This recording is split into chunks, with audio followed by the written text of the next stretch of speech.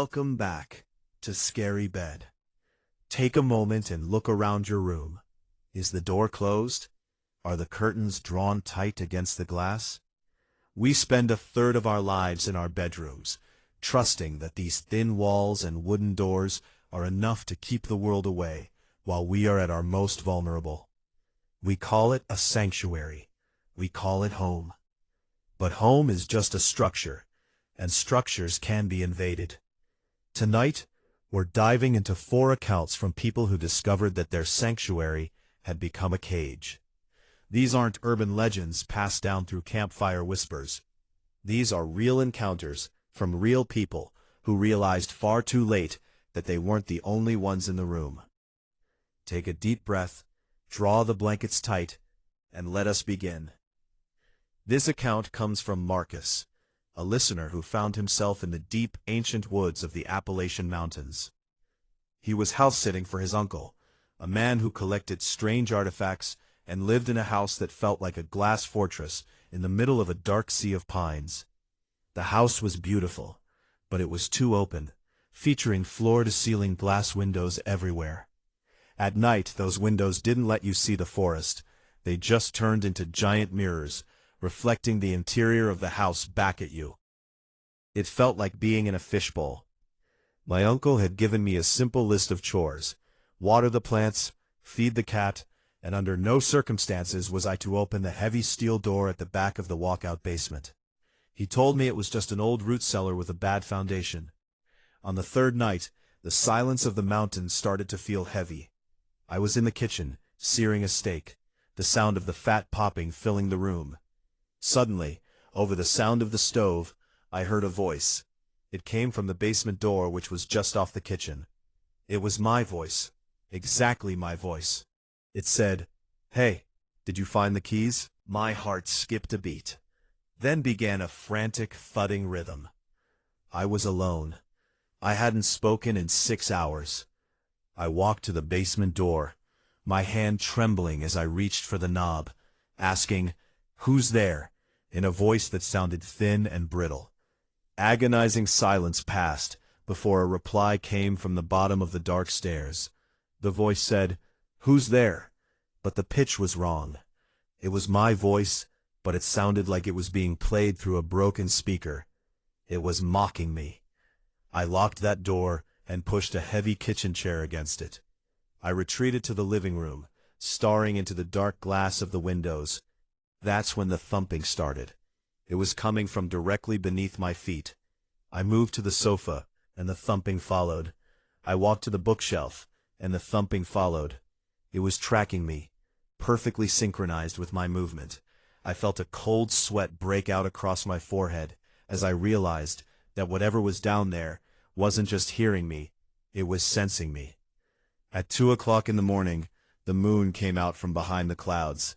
In the reflection of the glass sliding door, I saw the basement door, the one I had locked and blocked with a chair, slowly, silently creak open. The chair didn't make a sound. It was as if the wood had turned to liquid. A figure stepped out into the hallway, wearing my hoodie.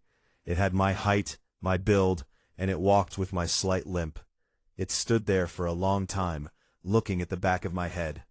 I was too terrified to turn around, so I watched it in the reflection. Slowly, the figure began to turn. I expected to see my own face staring back, but as it turned, I saw nothing. No eyes, no nose, no mouth, just a smooth, pale, leathery surface where a face should be.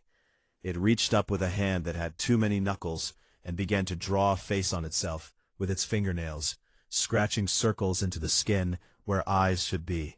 I grabbed my keys, burst through the front door, and didn't stop running until I reached my car. As I sped away, I looked up at the master bedroom window. The lights were on, and standing there, framed in the glass, was the version of me with the scratched-on face, waving in a slow, stiff side-to-side motion like a puppet on a string. This story takes us to the foggy, rain-slicked streets of Portland. It was submitted by Leo, a student who lived for the quiet of the night, until the night started living for him. "I've always been a night owl," Leo says. "I liked the way the city looked, when the neon signs reflected off the wet pavement, and the only sound was the distant hum of the freeway. My walk home from the university library was exactly 20 minutes. I had done it 100 times. One Tuesday, around 12:45 a.m., the fog was so thick I could barely see half a block ahead. As I turned onto 4th Street, I saw a figure standing under a flickering orange streetlight. It was a man wearing a tuxedo. Not a modern one, but something from the 1940s, with wide lapels and a top hat. And he was dancing. He was doing a bizarre, stiff-legged waltz. He would take 3 giant steps, spin in a circle, and then dip low to the ground. It was graceful and deeply disturbing. I slowed my pace, my gut telling me to turn around, but there was no other way to my apartment. As I got within 30 feet of him, he stopped mid-spin. He stood perfectly still, his back to me. Then, his head snapped around. Not his body, just his head. He was smiling, but it wasn't a human smile. It looked like someone had taken a knife and carved a crescent moon into his face. His lips were gone, exposing rows of yellow, needle-like teeth.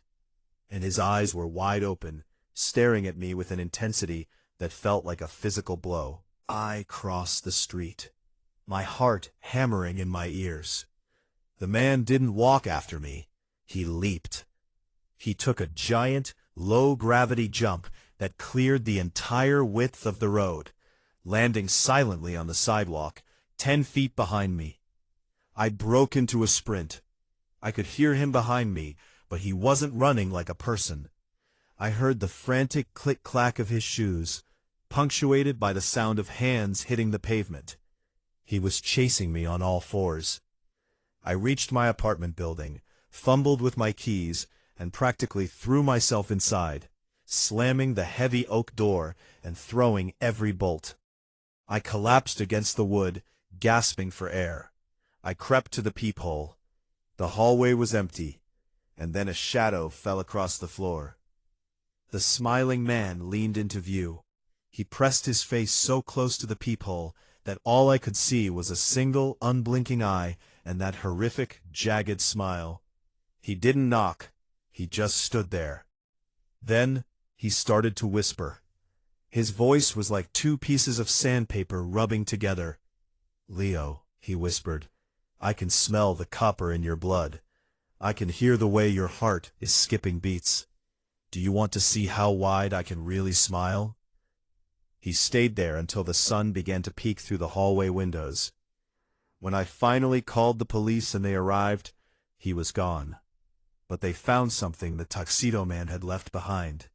On the hallway carpet, right in front of my door, was a pile of dead, dry moths, thousands of them, arranged in the shape of a giant, grinning mouth.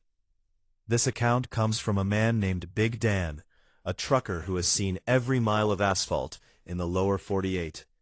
But one night in the Nevada desert changed his relationship with the road forever. The Nevada desert at night is the closest thing to outer space we have on Earth, Dan says. No lights, no radio signal, just the roar of the diesel engine and the infinite blackness of the scrubland. I was hauling a refrigerated trailer toward Vegas. I was exhausted, the highway hypnosis starting to set in. My dashcam, a new model with an interior lens for safety, kept chirping. It's designed to alert the driver if there's movement in the cab, a feature meant to catch thieves or stowaways. I ignored it at first, thinking it was just the vibration of the truck. But then it chirped 3 times in rapid succession. I glanced at the small LCD screen on the dashboard. The camera was showing the sleeper berth behind my seat. In the grainy green night vision, there was a woman sitting on my bunk. She was wearing a tattered sundress that was soaked through.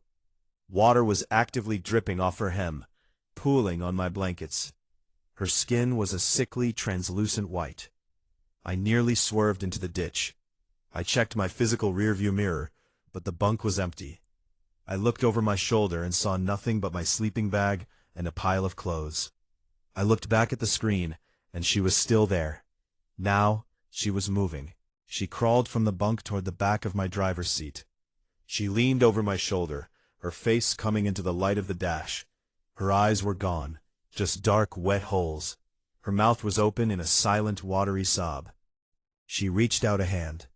On the screen, I watched her bloated blue fingers reach out and touch the back of my neck. The second those fingers made contact on the screen, I felt a sensation of absolute, bone-shattering cold on my real skin. It felt like someone had pressed a block of dry ice against my spine. My muscles seized. I slammed on the brakes, the tires screaming as 50 tons of steel skidded across the asphalt.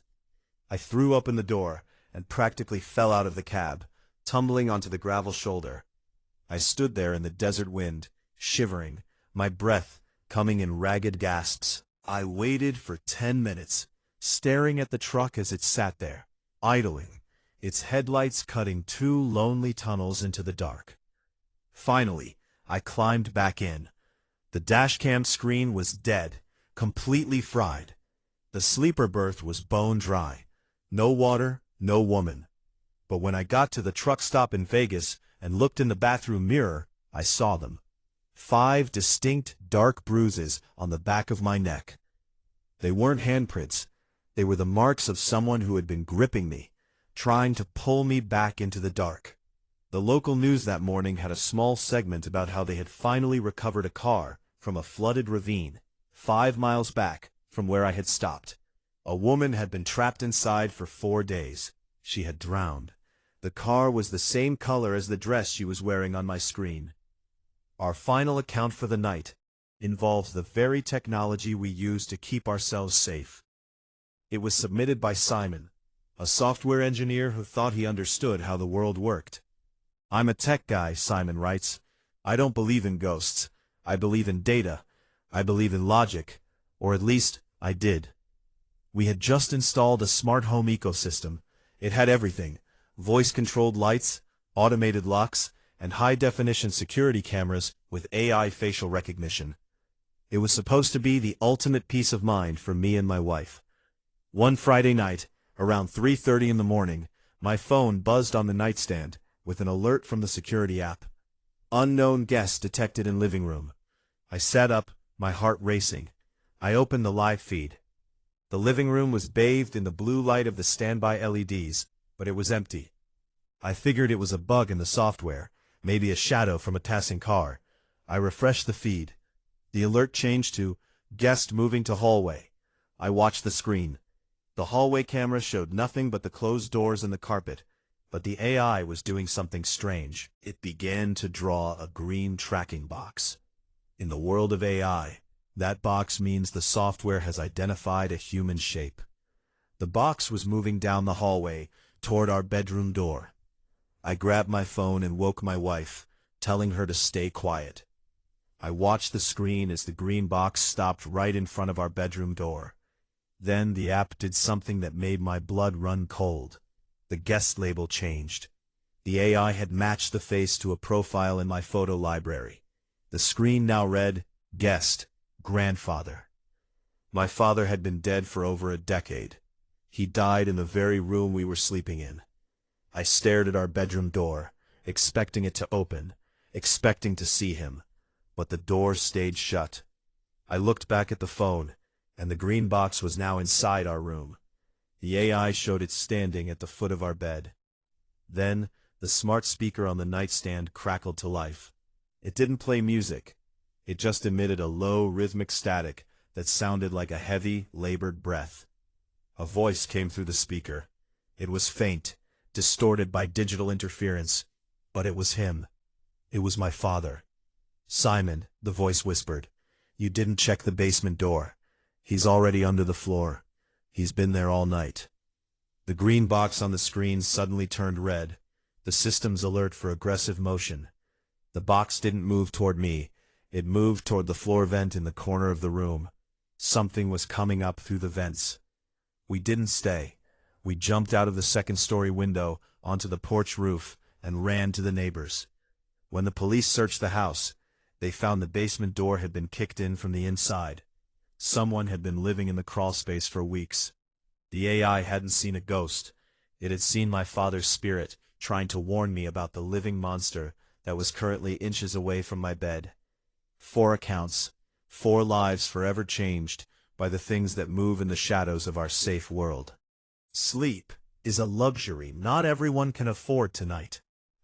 If you have an account of the unexplained, if you have seen the man in the tuxedo or felt the cold touch of the third passenger, send your story to the Scary Bed inbox.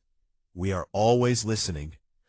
Until next time, stay in the light, keep your doors locked, and remember, keep your feet under the covers.